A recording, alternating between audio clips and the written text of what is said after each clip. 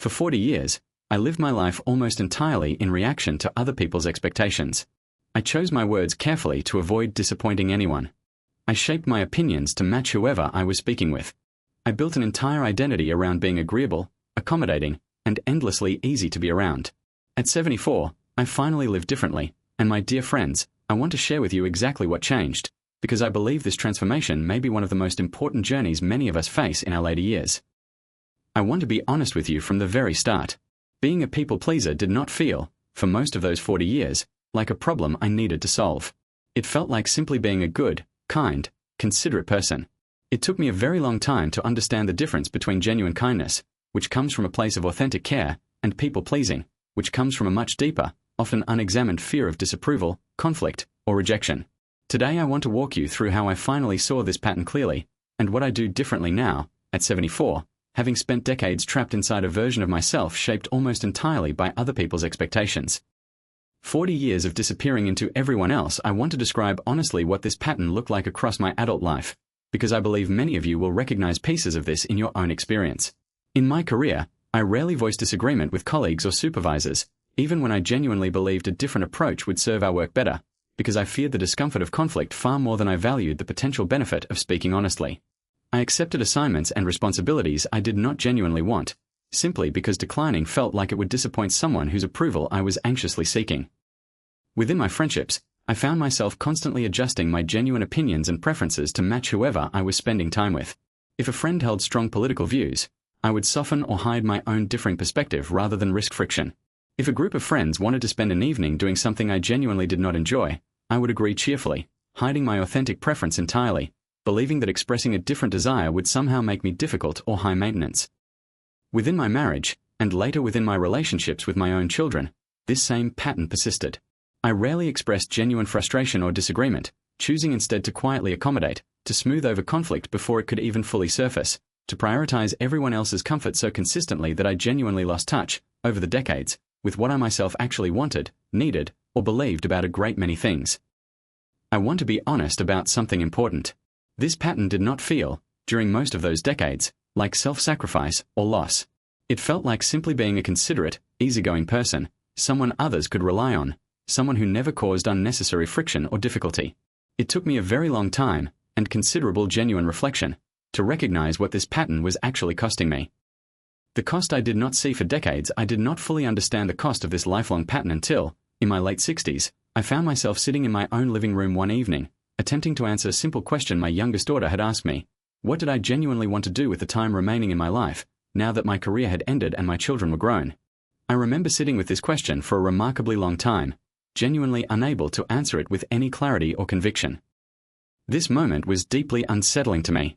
I realized, sitting there, that I had spent so many decades shaping myself around other people's expectations and preferences that I genuinely did not know, with any real clarity, what I myself authentically wanted from my own remaining years.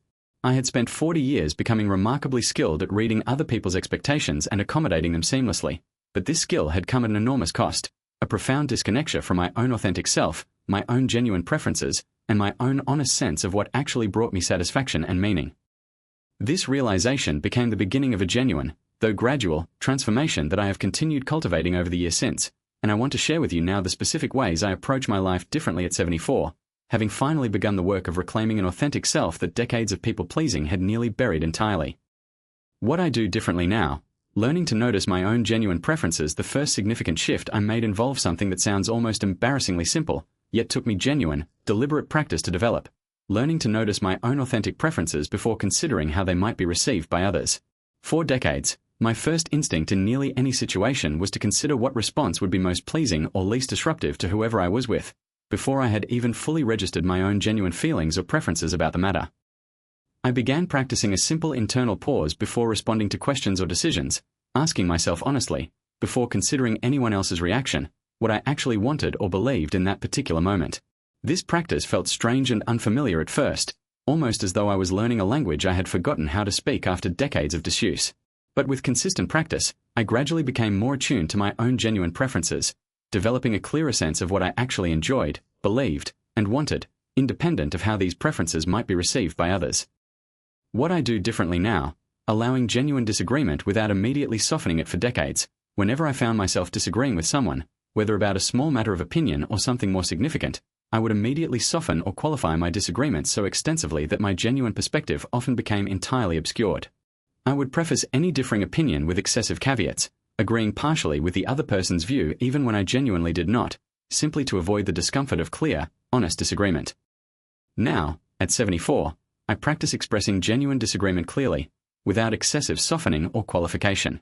When I hold a different opinion during a conversation, I state it honestly, respectfully, but without the extensive hedging that once characterized nearly every instance of disagreement in my life. I have discovered that this clear, honest expression of genuine perspective, offered respectfully, is generally received far better than I had always feared, and it has allowed my relationships to become built on far more authentic, honest communication than the carefully managed harmony I maintained for so many decades. What I do differently now, tolerating other people's disappointment. This shift required perhaps the most significant internal work of all. For decades, I organized enormous amounts of my behavior around avoiding any possibility of disappointing another person, whether a family member, a friend, or even a casual acquaintance. This meant I rarely declined requests, rarely expressed genuine limits, and rarely prioritized my own needs when doing so might result in someone else's disappointment. I began, deliberately, practicing my own tolerance for other people's disappointment, recognizing that their disappointment, while understandably uncomfortable to witness, was not actually evidence that I had done something wrong. I began allowing myself to decline requests, express genuine limits, and prioritize my own needs, even when I could see clearly that this might disappoint someone I cared about. I discovered, through consistent practice, that other people's disappointment, while genuinely uncomfortable in the moment, was survivable, and importantly, it did not actually damage my relationships nearly as significantly as my decades of anxious avoidance had always led me to fear. What I do differently now, pursuing genuine interests, even ones no one else shares. For decades, I rarely pursued interests or hobbies that were not shared by the people around me, believing, without ever fully examining this belief, that solitary pursuits or interests outside my immediate social circle were somehow less legitimate or worthwhile than activities that could be shared with others.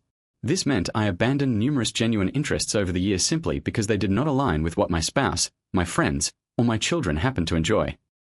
At 74, I have begun deliberately pursuing genuine interests entirely independent of whether anyone else shares them. I took up painting several years ago, a pursuit that none of my immediate family or close friends share any particular interest in, and I have found genuine, deep satisfaction in this solitary pursuit precisely because it belongs entirely to me, uninfluenced by considerations of what others might think or whether it produces anything shareable or impressive to display to others. What I do differently now, speaking honestly about my own needs rather than waiting to be asked for most of my life, I waited, often for very long periods, hoping that someone would eventually notice my genuine needs without my having to state them directly, believing, somewhere deep within myself, that directly requesting what I needed was somehow selfish or presumptuous. This pattern led to decades of quiet resentment, needs left unmet simply because I refused to voice them clearly, waiting instead for an intuition or observation from others that often never actually materialized. I now practice speaking directly and honestly about my own genuine needs, rather than waiting passively and hoping others will notice them independently. When I need help, I ask directly. When I need rest, I say so clearly. When I have a genuine preference about how something should be handled, I express it honestly rather than hoping someone else will happen to arrive at the same conclusion I have quietly reached on my own. This directness, though it required considerable practice to develop after decades of the opposite habit, has significantly reduced the quiet resentment that once accumulated within me from decades of unexpressed, unmet needs. What I do differently now, separating my self-worth from other people's approval. This shift, perhaps the deepest and most foundational of all, involved gradually separating my own sense of self-worth from the constant, anxious pursuit of other people's approval. For decades, my internal sense of value depended almost entirely on external validation, whether I had successfully pleased the people around me, whether I had avoided any conflict or disappointment, whether everyone in my orbit seemed satisfied with my behavior and choices. I began, through consistent reflection and deliberate practice, cultivating an internal sense of self-worth that did not depend on this constant external approval. I began asking myself, regularly, whether I approved of my own choices, my own behavior, my own way of living, independent of whether everyone around me happened to approve as well. This internal shift, developed gradually over several years, has provided a genuine foundation of stability that decades of seeking external approval never actually produced, regardless of how successfully I once managed to please the people around me. Why this pattern developed in the first place. I want to explore honestly why this pattern of people-pleasing developed so deeply within me, because I believe understanding its roots helped me approach my own transformation with genuine compassion rather than harsh self-judgment. Looking back honestly, I believe this pattern developed during my own childhood, In a household where conflict was genuinely frightening and where I learned, quite young, that accommodating others and avoiding disagreement was the safest, most reliable way to maintain peace and avoid the discomfort of tension or disapproval. This childhood adaptation, entirely reasonable and even protective during my early years, simply never fully updated itself as I grew into adulthood, continuing to shape my behavior across decades of adult life long after the original circumstances that necessitated it had genuinely passed. Recognizing this origin helped me approach my own pattern with genuine compassion rather than frustration or self-criticism, understanding that this was not a personal failing, but rather an adaptation that had simply outlived its original usefulness. Addressing the fear that this makes you selfish or difficult, I know some of you listening today may worry that releasing decades of people-pleasing will transform you into someone selfish, difficult, or inconsiderate. I want to address this concern honestly, because it deserves genuine consideration. I want to be clear that what I am describing is not a rejection of genuine kindness or consideration for others, values I continue to hold dearly. What I have released is specifically the anxious, fear-driven pattern of shaping my entire self around avoiding disapproval or disappointment, a pattern that ultimately served no one well, including the very people I was so anxiously trying to please. Genuine kindness, offered from authentic care rather than anxious fear, remains entirely intact within my life. What has changed is that this kindness now coexists with genuine honesty about my own needs, preferences, and limits, rather than existing at the complete expense of my own authentic self. I have also discovered, somewhat to my surprise, that my relationships have generally deepened rather than suffered as a result of this shift. People, I have found, generally respond with greater genuine respect and trust towards someone who expresses themselves honestly than towards someone who has spent decades carefully managing every interaction to avoid any possibility of friction or disappointment. What changed in how I experience my own life since beginning this gradual transformation several years ago? My friends, I want to share honestly what has changed in how I experience my own daily life. I feel, for the first time in decades, genuinely connected to my own authentic preferences, opinions, and needs, rather than existing primarily as a reflection of everyone else's expectations. I have discovered genuine interests and pursuits that belong entirely to me, developed a clearer, more honest voice within my relationships, and cultivated an internal sense of self-worth that no longer depends entirely on constant external approval. I want to be honest that this transformation has not been simple, and it continues to require ongoing, deliberate practice even now, at 74, after several years of genuine effort. Old patterns, particularly ones developed across many decades, do not disappear entirely, and I still occasionally notice old instincts toward excessive accommodation arising within me.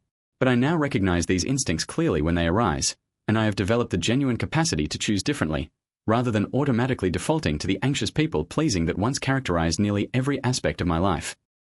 My final words to you, my dear friends, if you have spent decades, as I did, shaping yourself almost entirely around other people's expectations, avoiding conflict and disappointment at nearly any cost to your own authentic needs and preferences, I want you to know that it is never too late to begin reclaiming a more honest, authentic relationship with yourself. 40 years of people-pleasing did not disappear from my life overnight, and this transformation required genuine, ongoing effort even in these later years. But I can tell you honestly, from the perspective of 74 years, that this effort has produced a depth of genuine self-connection and authentic living that decades of anxious accommodation never once provided. You do not need to abandon genuine kindness or consideration for others in order to reclaim your own authentic voice. You simply need to begin noticing your own genuine preferences, tolerating the discomfort of occasional disappointment or disagreement, and gradually building an internal sense of self-worth that no longer depends entirely on everyone around you being pleased with your every choice. Thank you so much for spending this time with me today. If these words resonated with you, I hope you will begin, gently but deliberately, noticing the moments in your own life when you shape yourself around someone else's expectations rather than your own genuine preferences. It is never too late to begin reclaiming the authentic self that decades of people-pleasing may have quietly buried within you. This has been Life Mastery 60+. Until next time, honor your own genuine voice, release the exhausting pursuit of everyone's approval, and remember that the person you have spent decades trying to please the most is often the very person you have forgotten to consider at all, yourself.